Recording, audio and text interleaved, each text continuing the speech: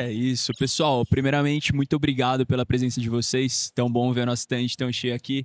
Nosso palco do praticamente o Altas Horas que nós temos aqui. E tô aqui com convidados muito especiais. Quero apresentar cada um de vocês, permitir que vocês mesmos, inclusive, se apresentem, até para ser uma introdução muito boa, muito bacana. O tema de hoje é porque a gente vai falar sobre como você sabia que eu queria isso, para falar sobre como gatilhos comportamentais podem ajudar a converter muito mais. Antes de eu trazer uma introdução sobre o assunto, queria que cada um de vocês pudesse se apresentar aqui, começando pelo Klemer. Show demais, pessoal. Todo mundo me escuta bem? Show demais, gente. Eu sou o Flávio Martins, tô como diretor ali, né, e analista de CRM com o Grupo MS, né, a maior CR Shop da América Latina, a gente é parceiro aqui da Wake também. Então, muito obrigado pela oportunidade, obrigado pelo espaço, né, a gente está parceiro de longos anos aí. Espero agregar bastante para esse bate-papo. Olá pessoal, tudo bem? Eu sou o Fernando Amorim, sou diretor comercial da e-commerce. A e-commerce é uma agência que constrói e-commerce, implementação de e-commerces. A gente faz a evolução, sustentação desses e-commerces. Nós trabalhamos com implementação de CRM, setup e a sustentação de estratégias de CRM. Então nós somos grandes parceiros da Wake, porque existe todo um ecossistema Wake de e-commerce, de experience, e nós também fazemos SEO, marketing de performance. Boa, eu sou Douglas Almeida, eu sou CEO e fundador da Stay Film. A Stay Film é uma tecnologia parceira da Wake, provider da Wake de tecnologia de produção de vídeos ou peças personalizadas em escala, de milhões de vídeos e peças por mês aí que a gente produz para diversos clientes. E agora junto com a Wake, nos clientes todos de e-commerce da Wake também. É isso aí. Então, temos parcerias de milhões aqui no nosso palco. E queria aqui introduzir para vocês que quando a marca acerta o momento certo, acerta o canal certo e acerta a mensagem certa com a oferta certa, soa para o cliente como algo ideal, algo feito sob medida e não algo como uma perseguição ou algo como invasivo para eles. Então é esse tema que a gente quer abordar aqui principalmente, como que a gente consegue trazer dados e personalização em cima das campanhas e em cima da mensagem que a marca quer trazer para o consumidor no momento certo. Queria abrir com uma pergunta para todos vocês aqui agora. E a primeira delas é que a maioria das marcas coleta muitos dados, mas acionam poucos. Onde para você está o gargalo? Se está entre a cultura, se está entre a estratégia, se está entre a arquitetura dos dados? Como que é a percepção de vocês sobre esse tema? Olha, bom, vou começar já que os dois não pegaram, não levantaram ainda, já começo aqui. Para nós, a nossa percepção é que as empresas não têm noção da quantidade de dados que elas podem trabalhar. Não que elas não saibam dos dados que têm, elas têm acesso aos dados, elas sabem que o cadastro não é só o nome e CPF, elas têm todos os dados do cliente, mas para mim, a gente sente em empresas grandes, tá? Não estou falando só de e-commerces pequenos ou o médio, estou falando de todos os tamanhos que a gente circula hoje. Eu sinto uma deficiência em como eu vou usar todos aqueles dados que eu estou captando. E aí, eu como vou cruzar isso até com bases externas. Então, o pessoal encomenda pesquisa, levanta dados de outras empresas que fazem enriquecimento, mas não sabe como usar aquilo e acaba caindo sempre na personalização de nome, o preço do produto ou uma recomendação daquilo que o cara viu no carrinho, sabe? Deixou no carrinho. E aí, deixa de perder todo um comportamento do usuário por conta de não saber processar ou usar aquilo com os gatilhos certos para a gente poder trabalhar. Eu vou complementar, porque eu vejo isso quase todo dia, tá? É cultural, né? Eu acho que É cultural. a resposta é cultural. E eu vejo muito isso. As empresas, as grandes empresas, ou médias empresas, pequenas empresas, na maioria das vezes, quando elas chegam nas agências, elas têm todas as ferramentas. A ferramenta está lá, o CRM está lá, o BI está lá, o dashboard está lá, ela tem os dados. Exato. Ela tem tudo. E às vezes ela tem aquela gana de, muitas vezes, internalizar a operação, mas ela não sabe, ela fica confusa e ela não sabe como mapear os micromomentos, ela não sabe como entender e mapear toda essa jornada para gerar resultado, gerar valor, né? E é o papel das agências, né? Nós estamos aqui justamente para isso. É claro que existem grandes empresas que conseguem fazer bons trabalhos, mas eu acho que a parte de performance de CRM, ela é muito eficiente quando terceirizada também, porque existem especialistas que estudaram a vida inteira para isso. Um outro gargalo de você ter isso muito interno é que você nunca vai ter um validador. Quando você tem um terceiro olhando para você, ele tem todo um ecossistema de validação interno. Então, se a empresa tem a cultura de dados, consegue implementar e ter equipe interna, ótimo. Mas se ela não tem, ela vai ter um suporte de boas agências e boas ferramentas como o Experience. Perfeito, né? Como complementar, né? Depois das duas respostas aí, muito boa. Mas um ponto que eu gostaria de trazer é justamente a união entre isso e a gente olhar o olhar da empresa sobre os dados e sobre a estrutura atual dela, para conseguir aplicar dentro do próprio ecossistema uma visão personalizada para a jornada do próprio cliente. Então a gente une desde a experiência de um parceiro, seja uma agência parceira que vai contribuir com uma visão de mercado, com uma análise estrutural, com uma boa plataforma que vai conseguir fornecer esses dados de uma maneira acessível para que a gente possa estar utilizando também. E a partir disso, respondendo de forma objetiva, culturalmente, buscar sempre essa personalização e ouvir muito do cliente, porque ele fala com a gente de diversas maneiras. Então, acho que esse ponto que eu gostaria de trazer e complementar.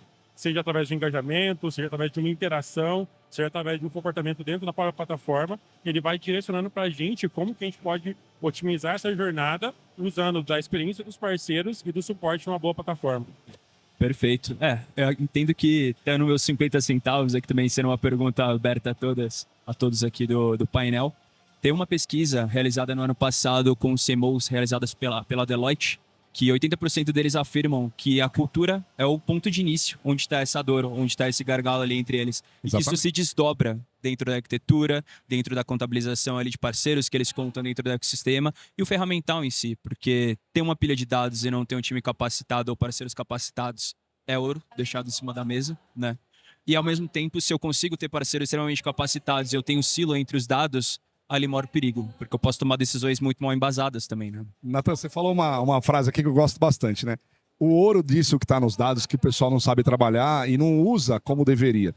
Você falou em pesquisa, a gente tem uma pesquisa que a gente apresenta da McKinsey sobre hábitos de compra dos usuários. 76% das pessoas, já depois da pandemia, odeiam quando a comunicação não fala com ela, quando ela é genérica, né? E 78% recompra, né? Ou, enfim, indica para o pessoal e adora quando a comunicação fala direto com ela. E falar com ela é só: oi, Douglas, tô aqui absorvente, né? A farmácia vender para o Douglas absorvente. Poxa, o Douglas não consome absorvente, né? Não é só personalizar o nome, personalizar uma oferta, mas toda a comunicação falar com os hábitos daquele cliente. Você deixa de ser publicidade para ser conversa. E aí essa conversa traz os números absurdos. E a gente lá tem casos de clientes que bateram esses números que a McKinsey traz como pesquisa, a gente bateu em dados reais de clientes, né? Eu acho que a cultura é o que transforma os dados em resultados, em ação, né? A orientação ao resultado, ela vem da cultura. Se você não tiver essa cultura e essa estrutura, você não consegue fazer isso, você fica estagnado. E aí gera até uma... Eu escuto muito isso. Eu tenho a Ferrari disso, eu tenho a Ferrari daquilo, eu tenho a Ferrari do CRM. Toda hora, a Ferrari eu acho que é o que eu mais escuto. E, cara, talvez você nem precise da Ferrari, né? Talvez tá rodando de primeira marcha, né, cara? Tá rodando de primeira com a Ferrari. O cara podia usar um disparador de e-mail super simples, né? Porque ele não faz nada, ele manda tudo para todo mundo igual, assim. Então, a cultura é o que transforma os dados. É óbvio que é um jogo de estudar os dados, minerar os dados e reagir aos dados de forma rápida, porque você também... Então, assim, é tudo uma concatenação de ações rápidas. Perfeito, complementando esse ponto, acho super importante. A gente fala muito de infra, né, muito de experiência, mas o João, que tinha uma sua mercearia, que tinha uma listinha ali que sabia o nome de todos os clientes, tratava pelo nome, já sabia ali um formato de quanto ele comprava, como ele comprava. Isso também é uma personalização de relacionamento. Só que hoje a gente tem, né, mais estruturas, mais suporte, mais infra mesmo para fazer isso de uma maneira em escala e com mais facilidade. Mas o olhar é o mesmo olhar que o João tinha para a mercearia dele, que é tratar os clientes de forma única e de forma específica. Perfeito, né? Esse olhar de freguesia que traz realmente uma proximidade muito boa.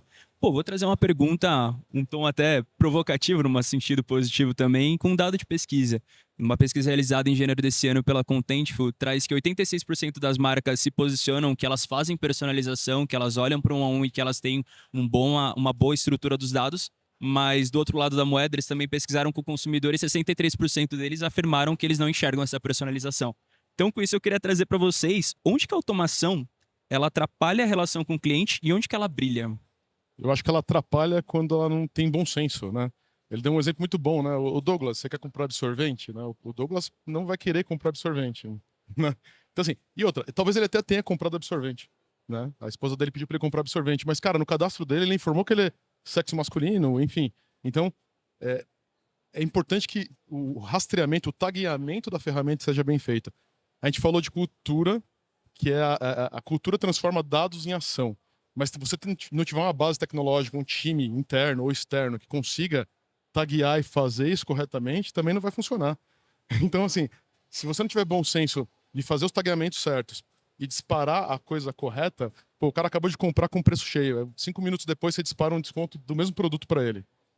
Você queimou É a relação. revoltante, é revoltante. O cara, ele vai se sentir incomodado. E ela brilha quando você atinge o time certo, quando ele não se sente invadido, ele se sente entendido, né? Você pegou o timing dele, né? E existe aqueles ciclos de vida do consumidor, né? Quando você consegue captar e taguear todos os ciclos de vida dele, você vai conversar com ele no momento certo. Talvez é difícil, não é uma tarefa fácil, pessoal. Então, assim, são anos de estudos, mas existem métricas para isso, tá? De vários segmentos. A gente tem muito cliente de roupa infantil. A gente entende que a criança ela vai crescer. Então, se a mãe comprou para uma menina uma roupa de 1 ano, a gente sabe que daqui a 6 meses ela vai ter 1 ano e meio. Então, é muito óbvio oferecer algum produto segmentado para isso. Nós temos um caso real disso. A gente rodou com o Bepantol Baby para que você fizesse vídeos em campanhas de Bepantol Baby, você fizesse o vídeo com a meta de engajamento para você gerar um vídeo do seu filho. Só que você colocava o nome dele e a data de nascimento. Dali em diante, a campanha que era um vídeo fofinho do seu filho, depois você recebia uma oferta segmentada com a foto sua do seu filho, com o nome seu do seu filho e com a locução do vídeo, né? Não é um vídeo só mostrando imagem, não é só um afterzinho ali. O videozinho falando: oi Douglas, olha, pro seu filho Davi, a gente tem... E aí, sabendo a idade do meu filho na época, 6 meses, o Davi, 6 meses, consome tanto de creme anti-assaduras e tanto de lenço umedecido. Poxa, ó, compra... Já usou nosso lenço? Não. Então, peraí, experimenta o lenço comprando a pomada. A gente conseguiu zerar o estoque da Vetex, da lojinha que eles tinham lá. E aí agora eu falei pra eles: pô, vocês estavam... perderam a estrutura e não conseguiram entregar ali. A gente zerou o estoque de 3 meses em 15 dias. A campanha foi tão forte que a Bepantol virou, em vez do vídeo de promoção, agora eles estão fazendo vídeos de mês-versário, porque ele sabe a data do meu filho. E aí todo mês ele fala: Douglas, faz um vídeo do próximo mês do Davi. E aí quando ele fala próximo mês, aproveitando, Davi fez 8 meses. 8 meses usa mais lenço do que pomada. Peraí, agora 3 pacotes de lenço por um preço especial. 19% de aumento no ticket médio, 16% de aumento geral nas vendas. Incremento de vendas. Por quê? Personalizou a foto do meu filho, o nome dele, o meu nome, falando para mim de uma oferta de algo que eu compro todo mês. Né? Mas a gente compra por oportunidade, passa na farmácia e pega a pomada. Acaba o lenço umedecido na sua casa para você ver. Né? Deixa acabar. Hoje é por assinatura que eles estão vendendo. E é uma conta, né, pessoal? É óbvio que os pais vão aplicar mais ou menos pomada de assadura, mas em média usam tubo. Tem um período, né? Tem. 1 ano e meio já não vai mais usar. 2 anos e meio, vai, Exato. não vai mais usar. A gente fez algo parecido com a Yamaha, que a gente entendeu que algumas peças ela têm um valor agregado tão alto que talvez seja interessante quando ele procurar essa peça eu falar de troca de moto. Então, faz total sentido você entender a jornada, entender o comportamento e se comunicar de uma forma extremamente assertiva. É óbvio que você vai falar da peça também, né? Ele procurou a peça, você tem que comunicar a peça que ele buscou. Mas, poxa, às vezes é 15% do valor da moto, né? Porque você já não engata falar de uma moto nova, de uma troca, com uma linha de financiamento que eles têm lá, o banco Yamaha. Então a gente faz toda essa amarração. Então, óbvio, isso aí são estratégias, são amarrações de estratégias. Mas quando eu vejo o exemplo que os dois trouxeram aqui, eu trago um ponto da onde ela vai brilhar muito para preocupação com o cliente, uma preocupação real. Que eles trazem ali pontos onde entende a demanda que os pais vão ter em determinadas faixas etárias. Quando a gente olha para o dono da motocicleta entender se faz sentido, se tem custo-benefício a troca ali, ou se não faz sentido mesmo a troca do veículo. Então, onde a gente entende para brilhar, de fato, é quando tem esse carinho e esse olhar da empresa de forma dedicada, guardada as suas devidas proporções, que às vezes você não tem toda a tech do mundo ou toda a infra do mundo para conseguir rodar isso, mas dentro do que você tem disponível na mão, em relação a dados, em relação a enriquecimento de dados, para a gente conseguir aproveitar disso para se importar de fato com aquela jornada e conseguir entregar isso de forma mais personalizada. Então ela brilha quando a pessoa se importa e quando a tarefa em si não vira só um checklist no backlog que tem que matar aquela automação. Não, tem que fazer porque eu vi numa palestra, tem que fazer porque me disseram que funciona, e desde que eu tenho que fazer, porque faz sentido para o cliente que eu estou atendendo, para o momento que ele está junto com a dentro da empresa que eu estou atendendo ele. Então, essa é muita visão que eu tenho. Perfeito. Relacionamento não é receita de bolo, né? Então, já até olhando para uma pergunta bem específica, começando contigo, Douglas, para começar algumas perguntas mais segmentadas também, como que na tua visão as experiências personalizadas em vídeo têm potencial de gerar conexão e conversão também? Cara, eu não acredito mais na comunicação. Eu trabalho com publicidade há mais de 20 anos. Fui dono de agência por alguns anos, lancei grandes marcas e estou em tecnologia, partner Meta, desde 2015. A gente está dentro do Messenger. A gente foi a primeira tecnologia de vídeo da Meta desde 2015. E hoje a gente é o tech provider para os produtos da Meta de vídeo no WhatsApp, Instagram e Messenger. Eu não acredito mais na comunicação genérica ou só por cluster. Eu acho que isso é o básico que já está... Vamos lá, já está super lotado de todo mundo fazendo isso. Eu acredito que toda a comunicação ela vai se tornar uma conversa. E o vídeo é, por enquanto, a única ferramenta que nós temos que une imagem, une locução, une emoção com trilha sonora, une tudo isso de forma personalizada, né? Então, eu não vejo mais hoje a comunicação e não vejo isso de forma complexa para atuar, não. A gente tem clientes de todos os portos usando e na Wake a gente tem a plataforma para toda a base da Wake. Então, não é só para, não, só vai funcionar para os clientes top tier 1 lá. Não é só para esses caras, obviamente... Quanto maior o retorno. Mas você tem uma ideia como a personalização faz diferença? A gente brinca lá na Stay Film de que se os nossos clientes aumentarem pelo menos 10% na sua taxa de conversão, ele não me paga. E os nossos clientes têm de média, de mínimo de crescimento, 30% a mais de conversão. Teste AB puro, tá? Mandar no WhatsApp um texto genérico. Mandar um vídeo personalizado para aquele usuário. Se ele não aumentar, os nossos clientes aumentaram no mínimo 30% a mais de conversão. Teve absurdos de 558% a mais. Teve cliente que nós monitoramos os produtos vendidos e produtos aumentaram 36%, um determinado produto que apareceu no vídeo, de 50 produtos ofertados. Então, assim, não tem mais como as pessoas hoje falarem, ou melhor, vai sempre continuar tendo a publicidade genérica, o brand na TV, a marca que você quer aspiracional, e isso sempre vai ter que manter para criar desejo e tudo mais. Mas a partir da hora que tem a decisão de compra, você quer fomentar a decisão, ela precisa conversar. Se gera dúvida, não gera conversão. Quem aqui foi comprar algum produto caro e o cara explicou mais ou menos, poxa, aquilo não está claro para mim. Obrigado, eu vou dar mais uma olhadinha. Não, eu vou dar mais um giro. Não, mas olha, esse blazer aqui tá um preço maravilhoso. Não, mas tem 3 lojas. Eu vou olhar na outra ali para ver o preço. Não, caiu super bem. Não, mas eu vou conferir. Você sempre tem uma validação pessoal, uma validação sobre o behavior, o comportamento do usuário, e isso é que faz a grande diferença. E aí, no vídeo, na personalização, a gente consegue trazer isso para a conversa hoje com o cliente. Perfeito. Entendeu? Deixa eu aproveitar um gancho, como você trouxe, do poder dos dados comportamentais. O que na tua visão, os dados comportamentais te contam e te favorecem que os dados transacionais não te contam? As entrelinhas. Vou dar um exemplo. Você compra naquela loja todo ano, todo semestre, a cada trimestre você tá lá, uma passada no shopping você compra. Passou 2 meses você não comprou lá. Eu vi, esses dias a farmácia me mandou, oi sumido, eu vou na farmácia toda semana. Como é que eu sou sumido da farmácia? Mas porque no e-commerce fazia, sei lá, 1 mês que eu não comprava. Tudo bem, ela tentou personalizar dizendo, oi sumido. Mas se ela tem o meu hábito de compra, o meu CPF toda vez que eu compro, fala comigo. Pô, Douglas, a gente viu que semana passada você comprou leite para criança. Pai de criança, a gente tem essas referências, né? Já dei 3 vezes aqui. O leite para criança. Pô, eu compro todo mês. Eu compro toda semana. Por que ela não pode trazer para mim uma forma de eu comprar constante com ela? Por que ela não pode fomentar? Douglas, você não comprou essa semana o leite ainda do seu filho, né? Poxa, eu tô comprando toda semana. Ela tem um hábito de compra. Utiliza isso. Então, falta esse comportamento para falar com o cara no momento que você pode trazer as entrelinhas de faz tempo que o cara não compra, o que ele pode... Você falou do caso da moto. Qual é o upsell ou cross-sell que eu posso trazer ali? Em vez de trocar a peça, troca de moto. Só que você vai falar troca de moto, você vai mostrar o preço, o cara vai falar, pensei em gastar 2 mil, vou gastar 40. Não, olha, você pode comprar a moto por 40, dar a sua de pagamento que a gente aceita, parcelar em tantas vezes. A gente tem empresas de cobrança, né, que a gente tá desenhando uns projetos aí, que ninguém quer receber uma ligação de cobrança.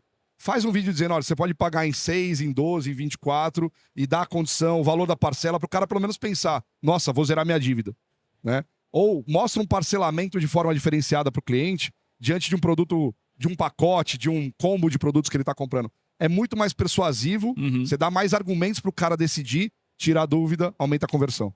Perfeito. Fato. Queria aproveitar esse tema e trazer um holofote aqui para o Klemer, porque é muito importante quando a gente vê a marca realmente entender todo o comportamento do cliente, entender suas preferências, entender o seu momento ideal, mas considerando o segmento de vocês, como que vocês conseguem fazer isso daí de uma forma que não ultrapasse os limites e que respeite a intimidade e a privacidade dessas pessoas? Acho que volta muito ao ponto que eu comentei inicialmente, que é a gente se importar e colher feedback. Então a gente entende muito bem disso. Hoje a gente tem uma infra muito boa para nós que nos ajuda principalmente na clareza sobre os dados e sobre a interação. E dentro do nosso ecossistema, principalmente, a gente tem o hábito de trazer muito o nosso cliente final para próximo da empresa e colher esse feedback justamente para a gente conseguir estruturar dentro da nossa jornada algo que faça sentido para grande parte a partir de uma amostragem. Então é isso que a gente utiliza, né? Então a gente entende principalmente os pontos de contato, como a gente vai abordar os temas que é um nicho mais delicado, né, por se tratar disso, e a respeitar muito bem a parte de opt-out, os canais de preferência desse cliente, e a partir disso ali, os indicadores que a gente tem na mão hoje conseguem nos fornecer uma base muito boa para que a gente não seja invasivo e mesmo assim consiga ser agressivo no ponto de buscar uma conversão, que a gente tem ao mesmo tempo um nicho delicado, uma meta agressiva e um cliente ali que pode se sensibilizar com algum ponto que a gente comentar com ele. Então, a parte de coletas frequentes de feedback para nós é o principal ponto de partida que a gente consegue estruturar uma boa relação com a nossa base de cliente de forma geral.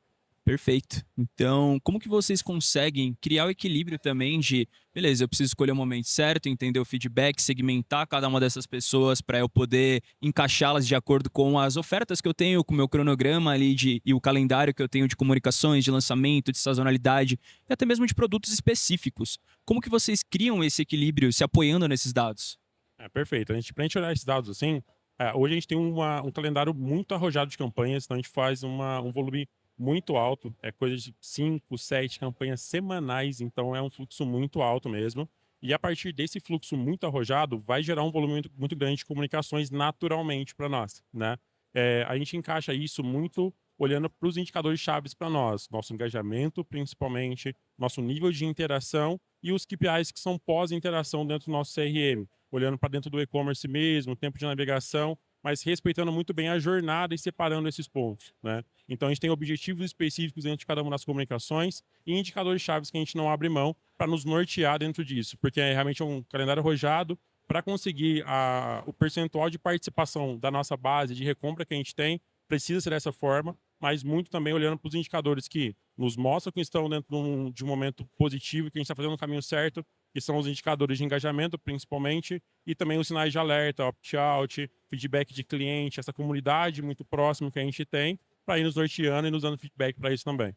Perfeito. E agora trazendo um holofote para o Fernando, que tem um pool de clientes muito relevantes hoje. Como que vocês conseguem orquestrar essas jornadas, considerando assim como o exemplo do Klemer, que você consegue ter num único cliente muita particularidade, muitos aspectos específicos, muito conjunto de dado que ele é diferente do cliente A para o cliente B e principalmente diferente do cliente C. Como que vocês orquestram isso entre essas múltiplas marcas e como que vocês fazem isso de forma específica também? Boa. Vamos lá.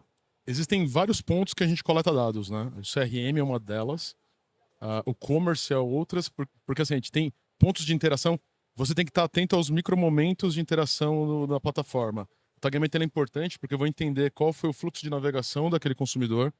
Se a pessoa está numa uma loja de moda feminina e ela está navegando por só vestido, categoria vestido, vestidos de cores escuras, então você já entendeu o comportamento dela. Então você vai mapeando esses micromomentos. A grande maioria das empresas ela vai pegar os grandes momentos, né? A compra e talvez o abandono.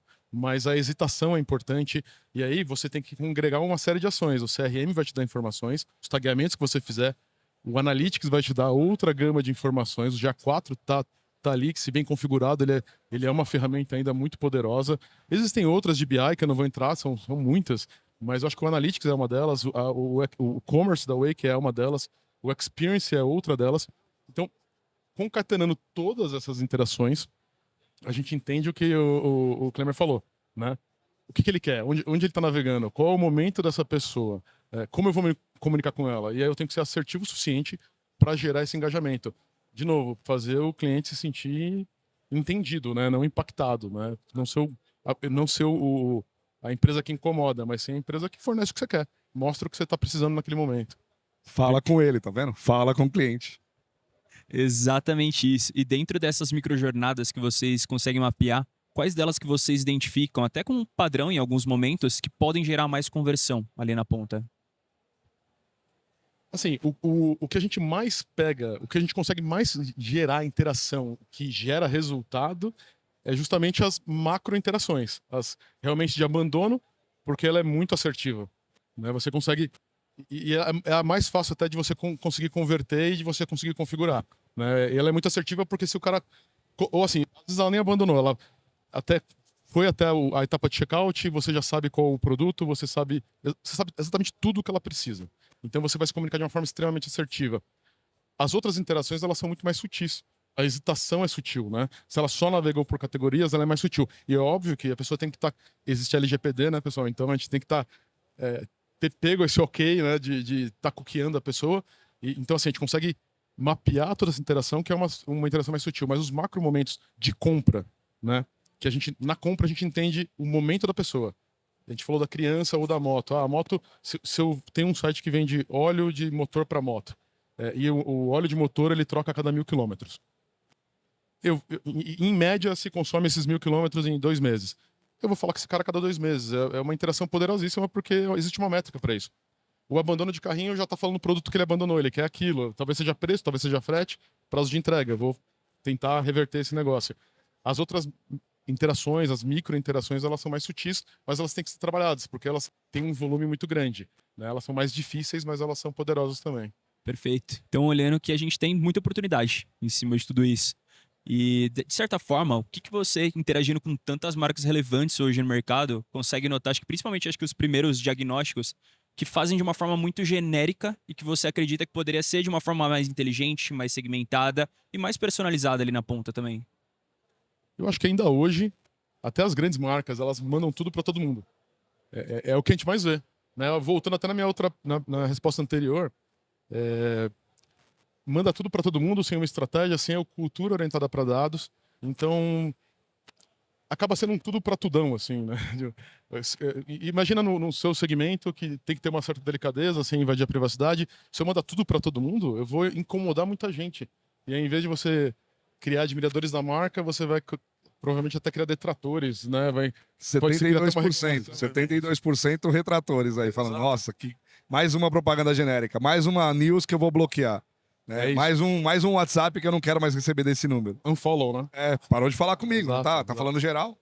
Eu acho que o que a gente mais vê de empresas fazendo ainda hoje é o tudo para todo mundo, sem nenhuma estratégia, sem nenhuma segmentação. E além de falta de segmentação, que é uma coisa que o Douglas comentou, que isso é extremamente básico, mas muita gente não faz, é o tom de voz, né? Tom de voz. O tom de voz é importante. Você tem que colocar e imprimir um tom de voz correto para cada persona. Mas aí você só vai identificar se a sua segmentação estiver boa, né? Se você conseguir captar esse dado da forma correta, no lugar correto. Então aí você consegue conduzir o tom de voz correto para ela. A mesma campanha eu posso falar com recompradores, enfim, com quem já comprou, com quem não comprou, com quem abandonou. A mesma campanha, o mesmo produto, com o mesmo preço. Eu vou dar um tom de voz diferente, eu vou dar um pace diferente.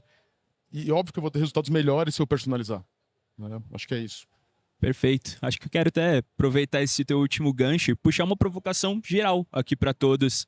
Então, como a gente analisou e a gente percebeu o quanto que a jornada personalizada tem poder, queria trazer essa provocação para vocês, que é: a jornada personalizada sempre vai converter mais? No nosso caso, eu não tenho nenhum exemplo que não converteu muito mais. Não converter mais, muito mais. Não teve nenhum caso nosso até agora. Tá aí, pra gente poder arriscar, se você não bater 10% eu devolvo, imagina o prejuízo disso. Né? A gente tem clientes que fazem milhões de vídeos por semana, né? Então, imagina, você não falar com o cara ou falar de forma geral, quando você pode falar com cada consumidor, com as informações para ele. Partindo da premissa que ela está bem feita, ela vai entregar um valor contextual. Exato. E entregando isso é imbatível, não tem como você comparar um tom de voz adequado, com o time certo, com uma campanha genérica. É imbatível. Acho que a palavra adequado funciona muito bem aqui, né? Então, se a gente entrega a mensagem certa no momento certo, a personalização ela sempre vai ganhar de algo mais genérico, algo mais de topo mesmo. Então, para nós, assim, algo que é imprescindível na nossa comunicação é conseguir acertar o segmento com a comunicação, com o time certo também, porque isso vai facilitar as coisas, né? Acaba que a comunicação é um grande facilitador para a gente entregar o que o cliente precisa. Então, a personalização acaba, né, sendo um caminho mais óbvio ali e necessário também, principalmente. Então, sim, sempre vai ganhar. Perfeito. Acho que até puxando uma conexão com a primeira pergunta que a gente fez sobre a questão de onde pode ter gargalos, esses pontos, acho que muito da minha visão vai bem no highlight que você trouxe, Fernando, olhando para a questão de quando bem feito, e que você destacou bastante também, né, Clemer? Porque a partir do momento que eu consigo entender o comportamento do usuário, eu sei como que tá o ticket dele, qual é o cluster que ele está dentro do meu RFV, se ele é um cliente leal, se ele é um cliente um pouco mais frio e entre esses outros momentos, mesmo eu tendo toda essa gama de informações, se eu for lá e trouxer uma campanha extremamente segmentada para ele, mas eu não olhar se ele está com algum chamado aberto no saque e alguma insatisfação, ou eu não olhar para o NPS para ver se ele é um detrator, pode ser um extremo tiro no pé, porque eu tenho um relacionamento maravilhoso com esse cara histórico, mas eu tô deixando de olhar qual foi o último capítulo da nossa história, que foi um capítulo péssimo, porque eu não entreguei o produto que ele comprou, por exemplo, ou o produto que ele comprou veio com algum defeito e o meu saque não conseguiu resolver por N motivos, e o NPS dele passou ali de 1,99 para um 0 praticamente, né? Mapear a jornada e você fechar o ciclo do seu cliente é importante. O Douglas comentou bem, né? Eu comprei no físico e o digital eu não comprei. E o cara falar, oi, sumido. Isso é ruim, isso é péssimo. Eu acho que assim, a gente usa muito por conta do vídeo, a gente foca muito em diminuir o ruído. Quando você tira o ruído da comunicação, poxa, peraí, para essa pessoa esse produto é ideal, essas informações vão me ajudar a vender aquilo melhor para ele. Pô, o cara deixou no carrinho lá um produto que eu sei que é só eu falar o fluido de freio, o óleo de motor. Poxa, de repente o cara não fechou por aquele momento, traz uma condição para ele, mas traz aquilo explicando para ele. Por que é legal ele trocar ali? Porque já vai completar 1.000 quilômetros, sabe? Às vezes é um hábito de consumo que o cara já sabe, mas para um consumidor novo da moto, para um cara que começou a comprar aquela determinada marca, ele precisa de mais uma defesa para recomprar aquela marca. E aí você tira o ruído quando você explica melhor pro cara. Pô, é desenhar pro cara o que você tá explicando para ele, o que você quer vender para ele, sabe? É isso, acho que você falou muito bem. Você falou assim, sempre ganha. Se não for bem feita, ela também gera ruído. Gera ruído, e aí gera ruído, gera Se perda. bem feita. Exato. Né? E vamos lá, a gente está num país que, numa base de comunicação que todo mundo recebe muita coisa o tempo inteiro, de tudo. Quantas coisas a gente recebe e não vai ler porque o texto é gigante, né? Tem até as gírias de, nossa, muito, muito grande, não vou ler. Então, já é um hábito de consumo para a área de tecnologia, mas também é para o consumidor como um todo. Pô, se você trouxer a informação rápida, mastigada para ele, de acordo com os hábitos dele, tirar o ruído da dúvida sobre o produto, tirar o ruído sobre o momento de compra. Se a conversão só não aumentar, o seu produto não é para aquele cliente. Não é a questão de aumentar a conversão porque você está falhando na comunicação. Sendo bem amparado com uma agência, tendo uma tecnologia que entrega com qualidade, tendo um acompanhamento de profissionais para fazer o negócio. Não tem por que funcionar mais ou menos. É sobre comodidade, né? Você está entregando comodidade. Exato. E é o que a gente vive, é a era que a gente vive. Se você não entregar comodidade, a gente tem que entregar de bandeja. Eu acho que no fim é isso, mas tem que se acertar o tempo, né? Exato. E o tom de voz, etc. Tudo que a gente falou. Perfeito. E o João fala do Douglas Fernandes, a gente é muito um facilitador do cliente, né? Essa preocupação toda é para facilitar a vida e principalmente dentro de um momento onde a atenção está tão concorrida. Exato. Então, é entregar mais informações, aguçar mais sentidos, no caso do vídeo, entregando isso super mastigado e pronto ali para o cliente conseguir consumir, para que a gente facilite ao máximo a tomada de decisão. O objetivo é aumentar a conversão, o objetivo é vender mais, mas não é para todas as pessoas, é para quem está no momento certo, com a comunicação correta também. E você sabe que ainda tem plataformas hoje aqui, grandes plataformas, que ainda não estão preparadas ou trabalhando a comunicação pensando nessa personalização. Então ainda, não, vou mandar uma arte estática e vou trocar o nome ali. Não, vou trocar o produto só porque é o produto do carrinho. Isso é o básico do retarget, sei lá, ano 2000, 2020, sei lá. Tem gente que ainda faz imagem blocada. Exato. Tem- Aí você pega uma plataforma que nem a Wake com os recursos que a gente tem aqui. Poxa, os dados todos que foram trabalhados ali, você vai falar com a pessoa de forma individual. E é algo tão simples isso, no WhatsApp, mandar... Pô, alguém aqui gosta de receber uma comunicação genérica no WhatsApp? Quem aqui já não deu... Quem aqui nunca deu um bloco numa publicidade que recebeu no WhatsApp? Se alguém não deu, levanta a mão. Olha lá. Todo mundo já, pelo menos... Não, esse número aqui, vá a merda, nunca mais. Né? Por quê? Porque é teu canal de comunicação pessoal. O WhatsApp é pessoal, não é uma coisa... Não é a Rede Globo, não é o meu canal de TV. Né? Não é a vitrine da minha loja, é o meu canal pessoal. Fala com a pessoa ali... Atendimento de loja aqui, todo mundo tem um Omnichannel para fazer a troca e falar com o cara no WhatsApp. Fala com o cara no WhatsApp, ó, esses são meus produtos do mês. Pronto, nunca mais você vai ver com aquele cara. Agora, oi Douglas, ó, você costuma comprar aquele tipo de roupa? Olha aqui, ó, tem essa para você. Ó, o meu gerente ligou esses dias, o meu vendedor que vende as minhas calças, blusas, tal, de uma loja que eu gosto. O cara, ó, Douglas, chegou aquela calça que você gosta nessa e nessa cor. Pô, o cara sabe meu tamanho, a calça que eu gosto. Só que isso é o vendedor pessoa física ali na loja, né? Ele tem meia dúzia de clientes que ele atende bem. Agora, a gente tem tecnologias hoje para fazer isso no digital. Por que que a gente ainda vai estar anos 90, anos 2000, fazendo a loja ainda com o cluster básico, o retarget comum, o carrinho com a publicidade básica para o cara? Pô, acabei de ver o produto, saí e deixei no carrinho. Vou mostrar a mesma foto do produto? O que eu tô falando pro cara a mais do que ele já não viu para comprar? Exato. A não ser que ele saiu porque ele tem que buscar o filho na escola, ele saiu porque ele não está decidido a compra. Ajuda a decidir a compra, explica para ele, né? Traga mais informações. Desenha para ele, ó, tá aqui, ó. Ajuda a Esse tomar óleo- decisão. Exato, esse óleo de freio vai melhorar o motor da sua moto, por isso. Vai dar longevidade, você vai vender a moto amanhã melhor, você vai diminuir ruído. Um monte de coisa você pode trazer de um produto idiota, simples, que o cara compra a cada 2 meses. Você não vai perder a garantia da moto? Pronto, já salvou quanto de grana pro cara? Né? Você não vai perder a oportunidade, te entrega comodidade em casa. O e-commerce tem toda uma facilidade que o pessoal não olha para isso quando vai comunicar aquilo que ele vende de forma individual. Exatamente. É por isso que acredito que marcas tão maduras quanto a MS precisam de uma CDP integrada com a Stay Film Exato. e sendo operada justamente também junto com a e-commerce, né? Então, trazendo aqui uma visão e um último tópico de encerramento aqui pra gente, que o nosso tempo voou, mas foi extremamente rico. Queria que vocês completassem. O consumidor, ele não quer ser perseguido, ele quer ser... Ele quer ser ajudado, né? Ele quer ser...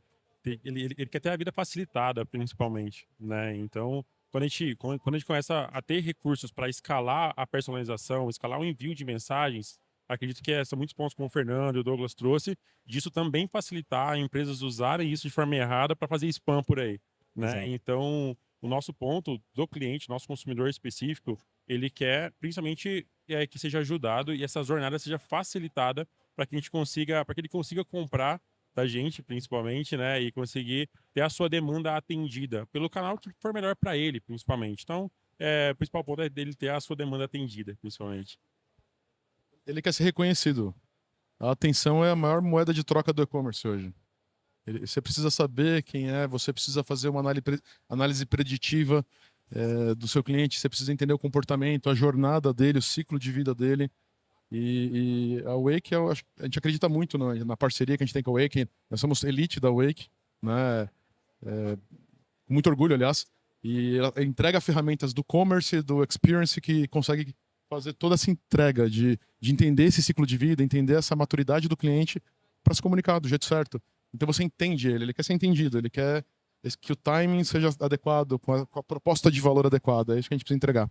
Exatamente. Eu acho que não tenho o que complementar do que vocês disseram. É falar com o cliente de forma clara, com aquilo que ele está ansiando conversar sobre. Não adianta você só ficar, não, mas vamos pelo aquilo que eu acho que ele pode querer. Ainda que seja algo que você quer sugerir para ele, sugira dentro de um contexto que faça parte da realidade de consumo dele, né? E hoje a gente tem dados para isso. Se a gente fosse falar da internet há 20 anos atrás, não tinha. Hoje, não fazer isso é igual olhar para a AI e falar, nossa, isso aqui só vai arder daqui 5 anos. Não, tá ardendo agora. Tem que começar a olhar agora. E quem não estiver olhando para isso, tá tendo conversão ínfima, quando podia ter uma conversão forte. E aí, eu já até aproveito para fazer uma provocação para a galera aqui. Quem tem um e-commerce aqui e tá achando que pode potencializar, pode aumentar isso, eu acho que vale chamar para trocar uma ideia e falar, meu, o que eu já faço? Quem acha que já faz bem personalizado, eu tô aberto a bater um papo para saber se realmente está fazendo personalizado ou se tá só ou se tá usando as melhores ferramentas, mas ainda não com o potencial da Ferrari de usar a quinta marcha e não só a primeira. Eu acho que esse é o ponto de, já que a galera parou para ouvir sobre, é porque tem interesse em melhorar isso. Olhar nisso da melhor forma para a gente poder clarear sobre as tecnologias que são disponíveis hoje e que, assim, ainda poucas grandes marcas estão usando, quando deveriam ser muito mais. Brasil e Latam e Estados Unidos que usam as nossas tecnologias para vídeo, por exemplo, são poucas ainda que usam, apesar de ser um recurso dentro da Meta. A Meta vender para 40, 50 clientes novos todo mês, né? A gente tem aqui uma oportunidade para falar para o público do fórum de uma forma direta para aquilo que a gente pode entregar nessa melhoria, que eu sei que o pessoal está procurando quando vem parar para ouvir a gente aqui hoje. Perfeito. Bom, queria agradecer, então, o tempo de vocês, a presença não só de vocês que contribuíram aqui com o conteúdo, mas principalmente vocês que compareceram e estiveram aqui conosco. E queria deixar claro que esse tema não para por aqui. Nós, no dia 10 de setembro, continuaremos com o nosso evento Wake Summit, que vai ser na Expo Barra Funda. Eu gostaria de convidar vocês para se inscreverem aqui no nosso evento. A gente vai passar o QR Code aqui ao final também para que vocês possam se inscrever, participar desse evento conosco. Todo esse pessoal estará aqui conosco também lá dentro do evento. E muito obrigado, pessoal. Até a próxima. Obrigado. Valeu, pessoal. Obrigadão.